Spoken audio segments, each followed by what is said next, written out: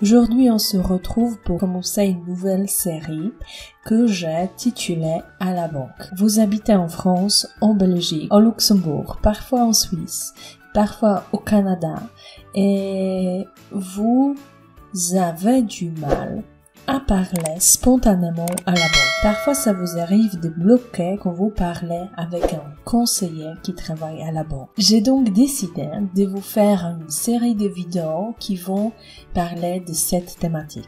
Je pense que c'est super important parce que quand on est à la banque, il vaut mieux être précis dans ses propos. À la fin de cette série, vous serez capable de parler avec beaucoup plus d'aisance, plus spontanément, et sans bloquer tellement. Vous serez capable de débloquer votre expression orale dans une situation concrète. On parlera des crédits à la consommation, des taux d'intérêt, des comptes d'épargne et des assurances vie. On parlera des choses qui sont très importantes. Mais le vocabulaire de cette série sera un tout petit peu plus avancé. Restez avec moi jusqu'à la fin de cette leçon et jusqu'à la fin de cette série et vous verrez, vous apprendrez énormément de choses.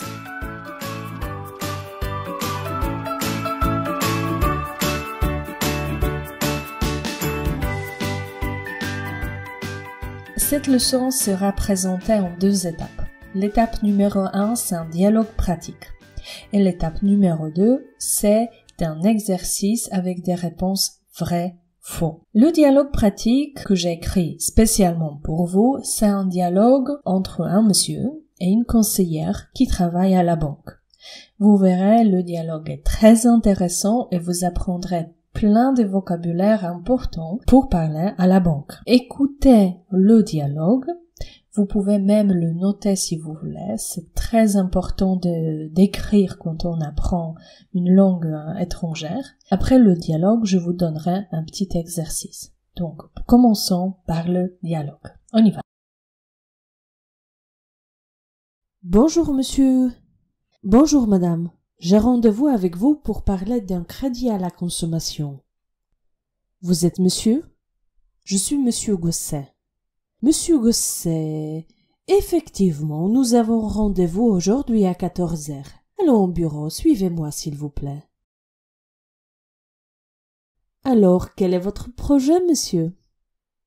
J'ai besoin d'argent pour faire des travaux à la maison. Je voudrais aussi acheter une voiture. Dans votre cas, vous pouvez emprunter jusqu'à 50 000 sur une durée de 60 à 72 mois. Quel est le taux d'intérêt si je prends 20 000 euros? Le taux d'intérêt, c'est 3,5%. Donc si j'emprunte 20 000, je rembourserai 27 000. Non, monsieur, vous vous trompez. Si vous empruntez 20 000, vous rembourserez 20 700 euros. Excusez-moi, je n'étais pas fort aux maths.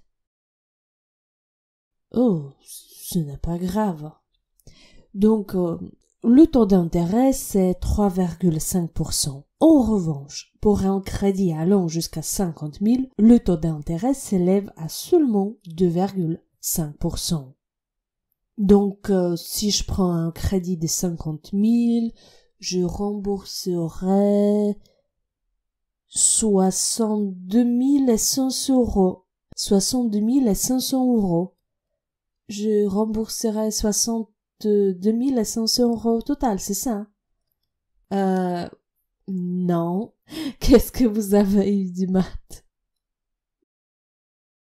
Monsieur, si vous prenez 50 000, vous rembourserez 50 000 et 1 250 euros de plus.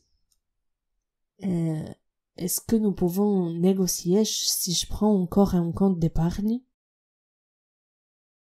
Oui, mais cela dépend de la somme que vous placez. Le minimum, c'est 1 000 euros. C'est une somme qui ne peut pas être retirée pendant un an. Quel est le taux minimum garanti? Le taux minimum garanti, c'est 1,5%, mais il peut monter jusqu'à 3%. Est-ce qu'il y a des frais d'entrée? Non, monsieur, il n'y a pas de frais d'entrée. Ah, c'est bien, c'est bien. J'espère que le dialogue était intéressant. J'espère qu'il y a plein de vocabulaire que vous voulez apprendre. Ce n'est pas la thématique de tous les jours, mais c'est super important parce que la banque, ça nous accompagne au quotidien. Si vous avez votre business en France, si vous prenez des crédits à la consommation, vous verrez, cette leçon est vraiment très importante. Cette leçon débloquera votre français. Maintenant, vous allez écouter des questions, vous allez écouter des phrases et il va falloir répondre oui ou non. Il va falloir décider si la phrase est correcte ou incorrecte. C'est pour voir si vous avez compris le texte ou non. Même si vous ne comprenez pas ce texte encore parfaitement, ce n'est pas grave. Demain, après-demain et dans quelques jours, on va travailler ce vocabulaire. Donc, petit à petit, vous comprendrez plus de détails. Pour l'instant, l'exercice vrai-faux. On y va.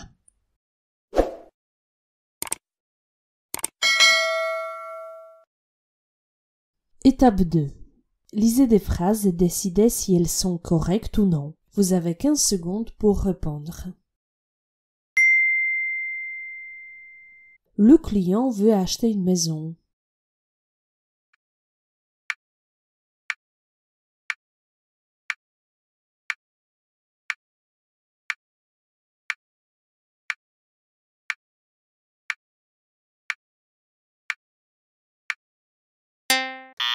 Non, le client ne veut pas acheter de maison. Il veut faire des travaux à la maison et acheter une voiture. Alors, quel est votre projet, monsieur? J'ai besoin d'argent pour faire des travaux à la maison. Je voudrais aussi acheter une voiture.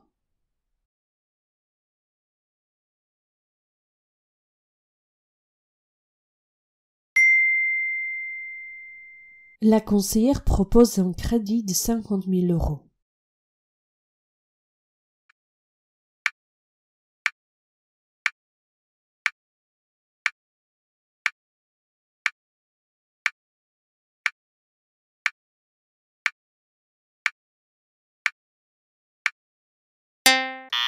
Non, la conseillère ne propose pas de 50 000 euros. Elle dit que le client peut emprunter jusqu'à 50 000.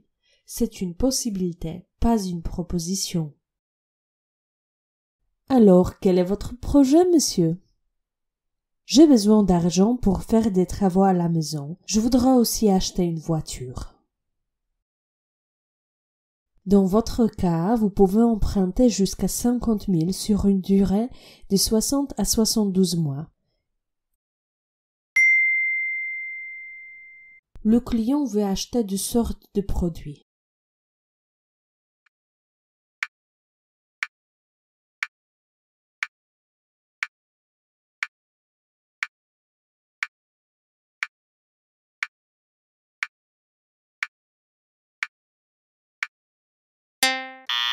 Non, le client veut juste un crédit à la consommation et, éventuellement, un compte d'épargne, mais ce n'est pas encore sûr.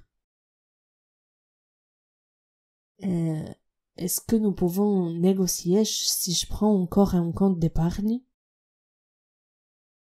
Oui, mais cela dépend de la somme que vous placez. Le minimum, c'est 1 000 euros. C'est une somme qui ne peut pas être retirée pendant un an. Le client ne cherche pas à négocier le taux d'intérêt.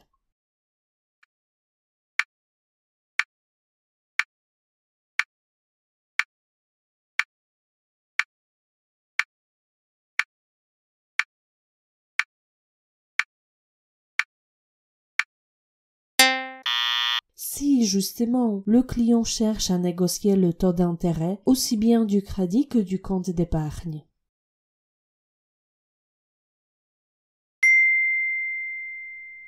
Le client pense ouvrir un compte d'épargne.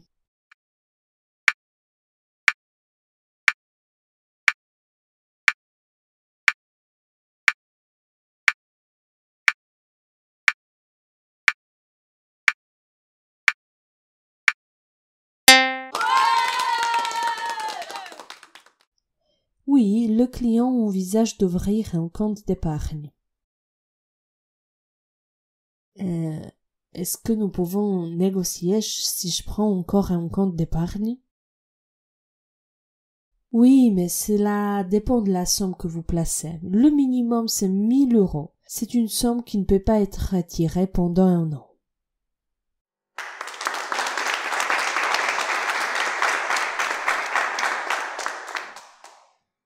Ok les amis, j'espère que vous avez bien aimé cette leçon. J'espère que vous avez débloqué votre français un tout petit peu plus.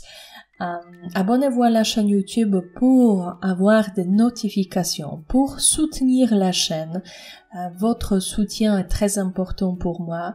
Si vous aimez ce type de leçon, cette thématique, si ça vous permet d'apprendre et d'avancer avec votre français, laissez un like, abonnez-vous, laissez un commentaire pour me dire ce que vous pensez de cette leçon.